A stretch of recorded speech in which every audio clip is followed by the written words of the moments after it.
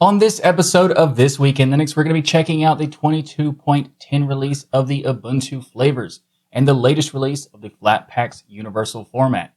There's also a new distro from the Tuxedo Computers company, plus some interesting news from the GNOME project and the Linux kernel itself. All that and so much more. So welcome to episode 216 of This Week in Linux.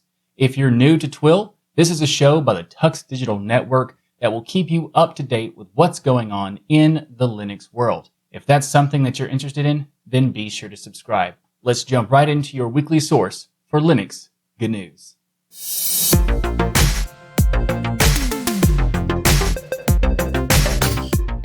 This episode of This Week in Linux is sponsored by DigitalOcean and by Bitwarden. Last week, we talked about the latest release of the Ubuntu 22.10 distro, and this week, we're going to be covering the Ubuntu Flavours.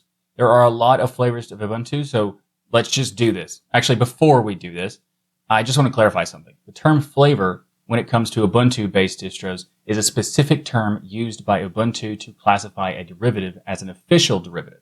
I've seen people say stuff like Linux Mint, for example, being a flavor, and that's not a flavor, as it's not officially sanctioned or whatever by Canonical/Ubuntu. So it's kind of a complicated topic because there are a bunch of different terms related to this sort of thing, like remix, derivative, spin, respin, etc. And there's also different versions of each of those. So, this is kind of a complicated thing, and I think I'll make a video on this. And if you're interested in that, be sure to subscribe to the channel. But let's talk about the Ubuntu flavors. Like Ubuntu itself, all of the flavors benefit from the core updates like upgrading to Linux 5.19 and the switch to Pipeware for the default audio stack, which is fantastic. And if you're curious about learning more about that, check out last week's episode where we talk about the change to Pipeware. Now let's start off with Ubuntu Unity 22.10 because 22.10 is the first release of Ubuntu Unity since it became an official flavor. Ubuntu Unity comes with an updated take on the Unity 7 interface that was previously developed by Canonical themselves. Unity was discontinued by Canonical in 2017, but in 2020, the Ubuntu Unity remix was made to revive the Unity desktop. And that's pretty nice because the Unity desktop is a very underrated desktop environment.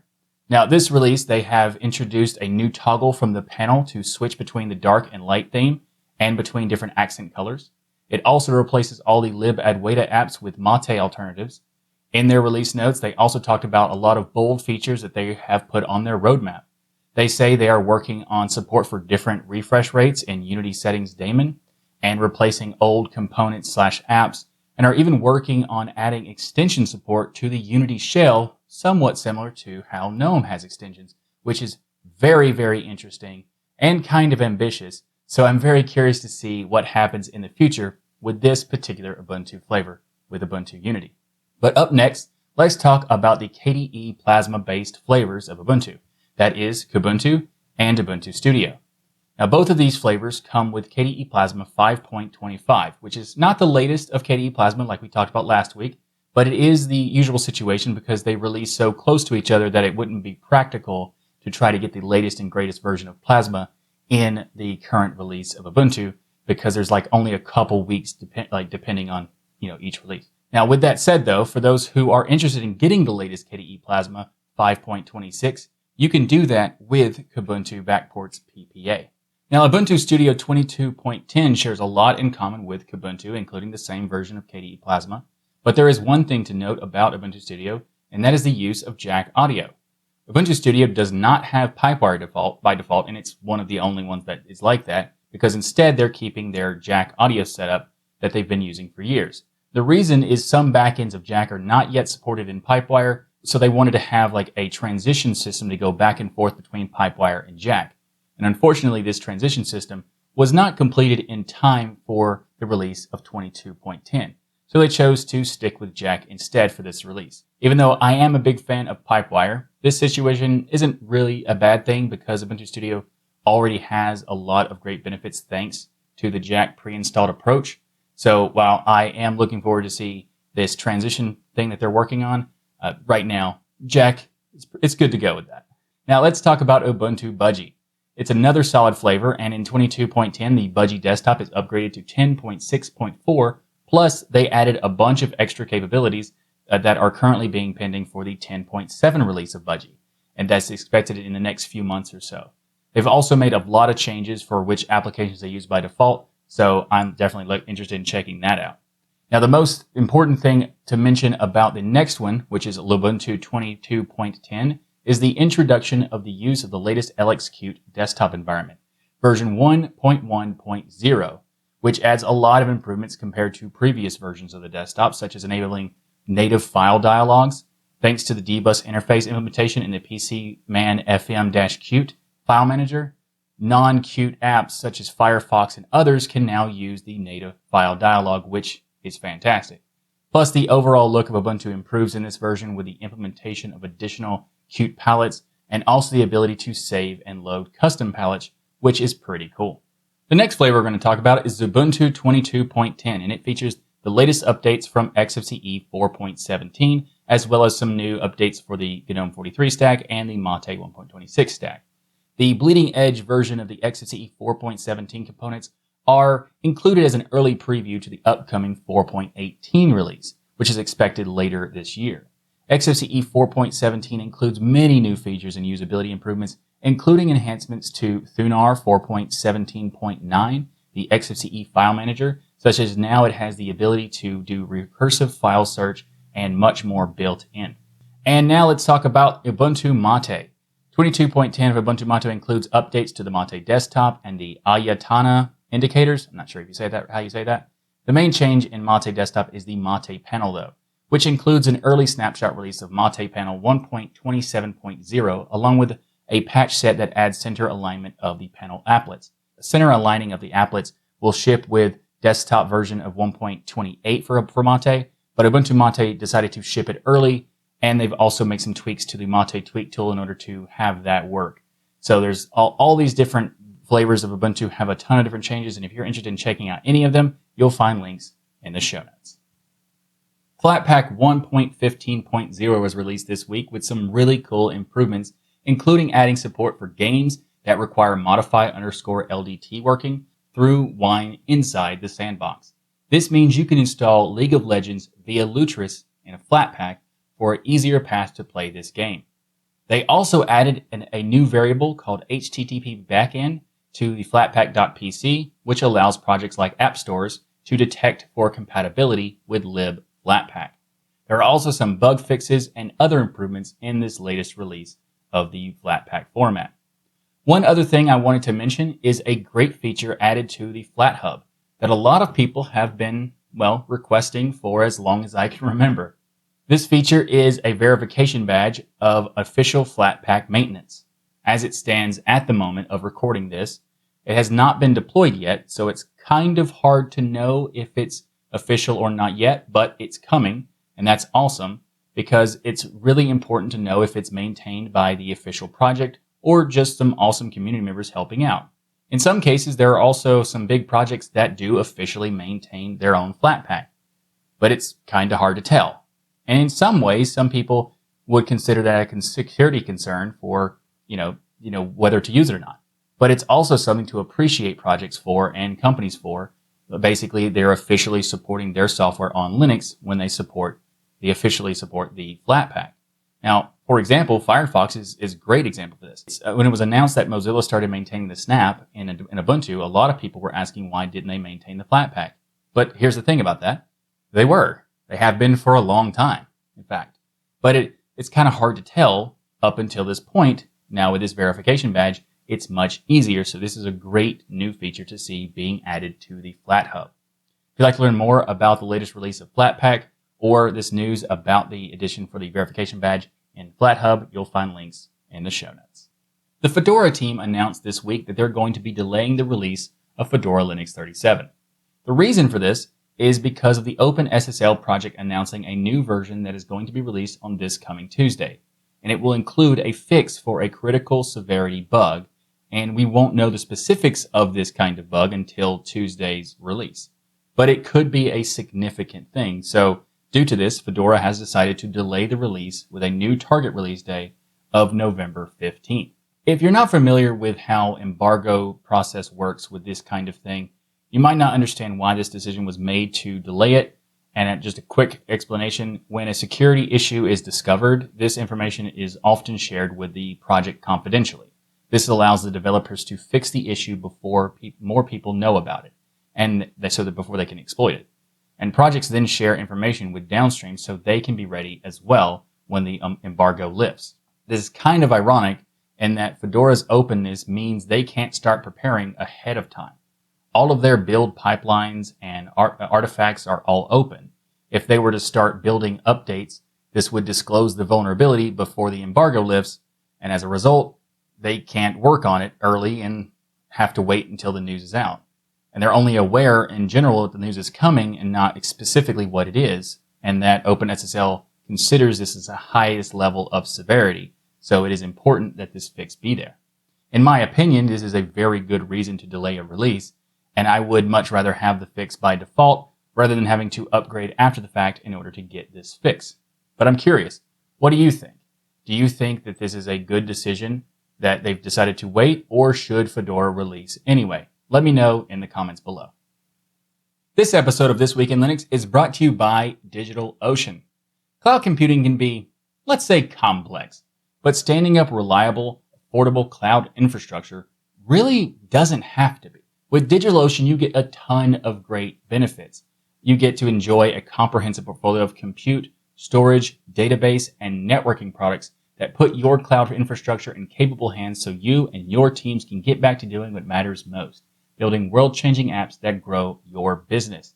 And also with DigitalOcean, you get predictable pricing, robust product docs, and services that developers love. That's DigitalOcean.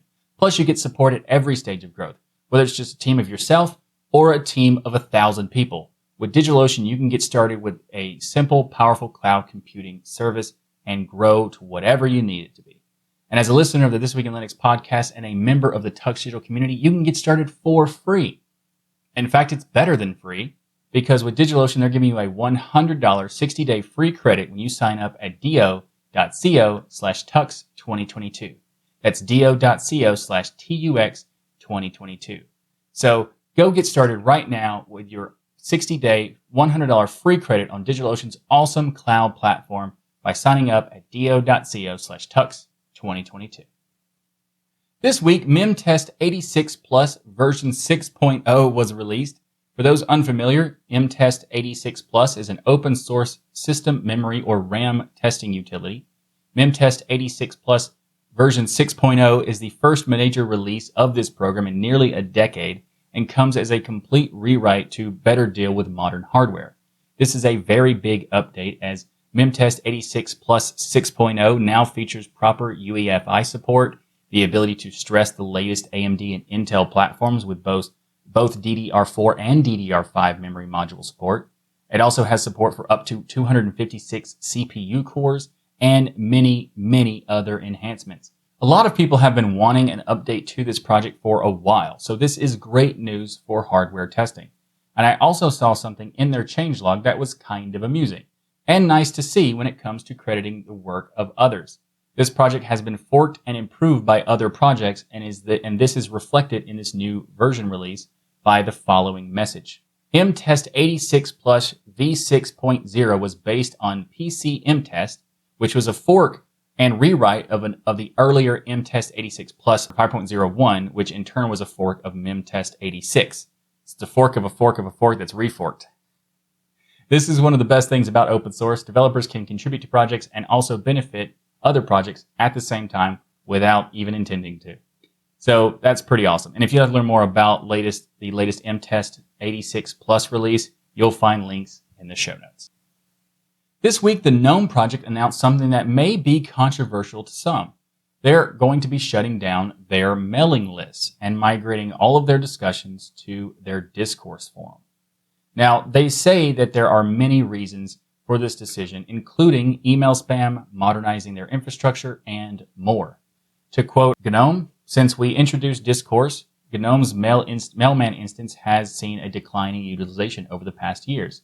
The new platform offers way more features than Mailman, including Markdown support, RSS feeds, proper spam support, multiple authentication types, topic previews, mobile friendliness, multitude of plugins to extend its functionality, API support, and so on and so forth. Of course, they could upgrade Mailman 2 to Mailman 3, but the upgrade process seems to be pretty involved. There's a massive amount of changes between 2 and 3, so it could be argued that the amount of effort involved in upgrading wouldn't be worth it, or even maybe the same as migrating to a new tool. In my opinion, I think this is a good idea. I personally never really got mailing lists, even when they were the go-to standard. For me, they were just so unorganized and would often lead to an endless stream of emails, making managing your own inbox a chore. I mean, more so than it already is, right? But also reading mailing lists online, like the archives, it's kind of messy and trying to keep up with threads. And at one point, I did subscribe to the GNOME mailing list. It only took about 3 or 4 days of the endless stream of notifications before I decided, no thanks. So I also think that going to Discourse is a great solution. We have a Discourse forum here for the TuxDigital community at tuxdigital.com/forum. So I have a bit of experience using Discourse and also administrating it as well. So it's a pretty solid forum experience. So I'm really happy to see that. Now, the benefits and features mentioned by the GNOME team are things that I like about it as well. But I think the most practical feature for this migration is the mailing list mode that Discourse has. If a user wants to participate in a Discourse forum as if it is a mailing list, they can do that with this mode. So what do you think of this news? Are mailing lists a thing of the past, or do you prefer the mailing list experience? Let me know in the comments or on the TuxDigital forum, which I'll have linked in the show notes, as well as links more information about this decision from the GNOME project. There is some discussion within the Linux kernel project to potentially phase out support for Intel i486 hardware. This latest attempt to remove i486 support came from Linus Torvalds himself. He said, maybe we should just bite the bullet and say that we only support x86-32 with CMPXCH8B, which is like Pentium and later, and get rid of all the emulate 64-bit atomics with CLI and STI, knowing that nobody has SMP on those CPUs anyway, and implement generic x86-32 setup using the try_CMPXCHG64 loop.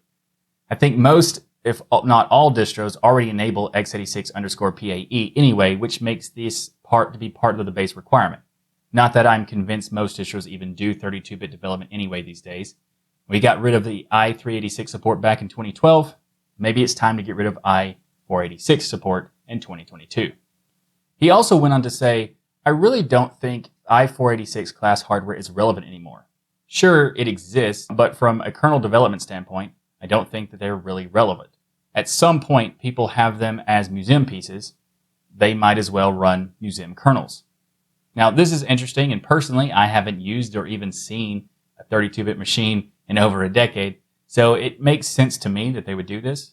But I do think it's important for old hardware to be used for historical value, but I agree with Linus. They could just use older kernels or older distros that support that hardware rather than trying to, drag that hardware along with newer and newer kernels. What do you think of this idea, though? Are you in support of the removal, or are you going to miss the support for i486? This episode of This Week in Linux is brought to you by Bitwarden. Get started right now with your free account at bitwarden.com/tux. Bitwarden is an awesome piece of software. It is a password manager that allows you to have peace of mind knowing that your online accounts are secure. How does it do it? Bitwarden provides you with tools to store all of your passwords in a secured vault, auto-generate those passwords for you, and even automatically fill in those passwords in login forms so you don't have to do that at all. Plus, you can also do that with usernames now, which is just fantastic. And you can access your data across many different types of devices, whether it's your web browser, mobile applications, desktop applications, or even on the command line. Bitwarden has you covered. And Bitwarden seals and encrypts your private data with end-to-end encryption before it ever leaves your devices, so you know you're the only one with access to your data. So go to bitwarden.com/tux to get started. Did I mention you get started for free? Well, you can, but I think you want to check out their premium account because there's a lot of great options and benefits there, and it starts at less than $1 per month. That's right, less than $1 per month gets you 1 gigabyte of encrypted file storage, 2-step login with YubiKey, U2F, Duo, Vault Health Reports, Bitwarden Authenticator for temporary one-time passwords, primary customer service, and just so much more. So make the smart move like many of your community have and go to bitwarden.com/tux Tux. And thanks again to Bitwarden for sponsoring this episode of This Week in Linux. Tuxedo Computers has released a new device this week with the 7th generation of the Linux-powered Tuxedo InfinityBook Pro 16. That's a lot to say. This is a high-quality 16-inch WQHD display that's available in the highly requested 16 by 10 aspect ratio with 2560 by 1600 pixels. It also has multiple variants. There's the normal one that it comes with the 90 hertz, but they also have the Max Performance Edition, which has 240 hertz refresh rate. So that's 4 times the usual 60 hertz display for a more responsive and accurate gaming experience. It also has up to 64 gigabytes of DDR4 RAM, HDMI 2.0 support, and it has multiple different GPU options with the GeForce RTX 3050 Ti, the GeForce RTX 3060, and the GeForce RTX 3070 Gi. There's also an Intel Core 12th Gen Alder Lake i7-12700H processor with 14 cores and 20 threads. And in addition to this new laptop, Tuxedo announced the first ever public release of their Tuxedo OS distro. Up until now, the only way to try the Tuxedo OS was to purchase a device that had it pre-installed. Now, Tuxedo OS is based on Ubuntu 22.04 LTS and uses the KDE Plasma desktop environment, which certainly piques my interest. Since it is based on Ubuntu 22.04, that means it will have Plasma 5.24 desktop. And if you want to know more about what's notable in Ubuntu 22.04, check out episode 195 of TWIL and check out TWIL 185 for details on the release of KDE Plasma 5.24. And one other interesting thing I wanted to talk about that sets Tuxedo OS apart from the competition is TomT. Not sure if that's how you say it, but I think. And this is an in-house developed tool that allows you to automatically repair existing Tuxedo OS installations if something goes wrong. Now, of course, you shouldn't be using it for everything because it's just not going to solve all issues, but it is recommended as a last resort before reinstallation, which is really interesting. And if you're like me and curious to check out Tuxedo OS, then you'll find links in the show notes. KDE Neon has been updated to be rebased on the latest Ubuntu LTS with Ubuntu 22.04. KDE Neon is an LTS-only based project, so it typically updates core components once every 2 years. However, it does get updates from Ubuntu, like security updates and that sort of thing. Now, this means that the vast majority of the updates from the changes that came in Ubuntu 22.04 will be involved in this release.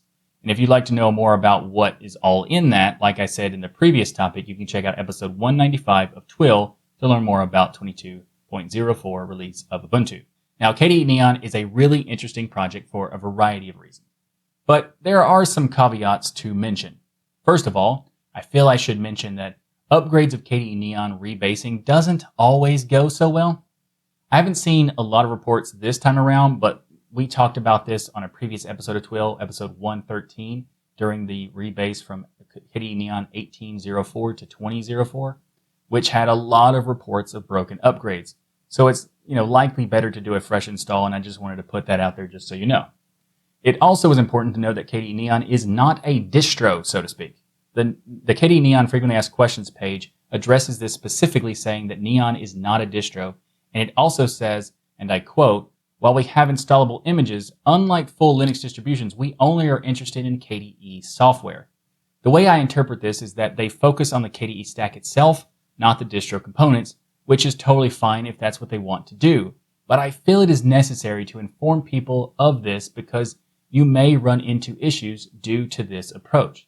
This is why I always recommend Kubuntu instead of KDE Neon for average users looking for an Ubuntu-based option with KDE Plasma as the desktop. Additionally, I think the out-of-the-box experience in Kubuntu is a bit better anyway, so check that out if you're interested. Sure, you might not get the updates of the KDE stack as fast as Neon, but you will still get updates with a smoother upgrade experience as well, especially if you do the every 6 months update. And if you're a developer or just want to test out the latest from the KDE team, the Neon is a really good way to do that. But for a daily driver, or an average user, in my opinion, Kubuntu is likely going to be better for you. If you'd like to learn more about this, about KDE Neon itself, I'll have links in the show notes. Also, if you're curious about a breakdown between what's the differences between Kubuntu and KDE Neon in a video form, let me know in the comments or on the TuxDigital forum. Valve has announced they have released the official Steam Deck docking station. So you can dock your Steam Deck and connect to a monitor or a TV and use it as a desktop and entertainment system and just whatever, in addition to being a great handheld gaming platform, which is just fantastic. So if you'd like to learn more about this new, you can check links in the show notes. We also have some TuxDigital news to talk about this week. First of all, as you've probably noticed throughout this episode, I am not currently in my main studio, and that's because I'm at Ryan's house recording TWIL, which I will also be recording Destination Linux with Ryan tomorrow, so be sure to check that out. It's going to be a lot of fun. Future editor Michael here. Unfortunately, Destination Linux didn't happen this week because Ryan and I got sick. I'm not sure if you can tell by my voice. We don't know what we got, but we can confirm that it was not the dreaded C19, and we'll be back doing DL as soon as possible. I also finished some work on the TuxDigital forum this week, including some upgrades. I migrated it to a simpler domain and many, many more things. If you aren't already on the forum, I highly recommend checking it out because you can talk with other members of the community as well as all the creators on the TuxDigital network. We post discussion threads for each episode of each show, so if you prefer using a forum over YouTube comments, for example, then be sure to go to TuxDigital's new forum at forum.tuxdigital.com to become a member. Or maybe you prefer real-time chats instead. In that case, you can join me and other members of the TuxDigital community in the TuxDigital Discord server by going to tuxdigital.com/Discord. And lastly, I can confirm this week that I will be attending the Ubuntu Summit that is happening in Prague. So if you're also going to be attending, I would love to meet you, so be sure to say hi. Like I said before, I caught something, and so due to this current sickness, I may not be making it to the Ubuntu Summit now. I don't really know. Luckily, whatever I did get was pretty mild, and I might recover in time, so we'll see. For things like this, though, between different episodes of This Week in Linux, be sure to follow me on Twitter for notifications. Thanks for watching this episode of This Week in Linux. If you like what I do here on the show, please like that smash button and be sure to subscribe. If you'd like to support the show and the channel, we have multiple ways to do that. You can do it for like Patreon and others. Go to tuxdigital.com/contribute to learn more. And if you do become a patron, there's a lot of cool perks. For example, you get to join me in the patron-only post show, which happens basically after I release the episode. We also have like a 30-minute to an hour hangout that's just, talk about what happened in the show or just whatever you want in general. You can check that out by becoming a patron. You can also support the show by ordering the Linux Zebra t-shirt or the This Week in Linux shirt that I currently am wearing in the tuxdigital.com/store. Plus, while you're there, check out all the other great stuff. We have hats, mugs, hoodies, stickers, and a ton more at tuxdigital.com/store. And if you want some more podcasting goodness from me, then check out the latest episode of Destination Linux and Hardware Addicts, as I'm a co-host of both of those shows on the TuxDigital network. Thanks again for watching. I'm Michael Tennell with TuxDigital, and I'll see you next week for another episode of your weekly source for Linux Good News.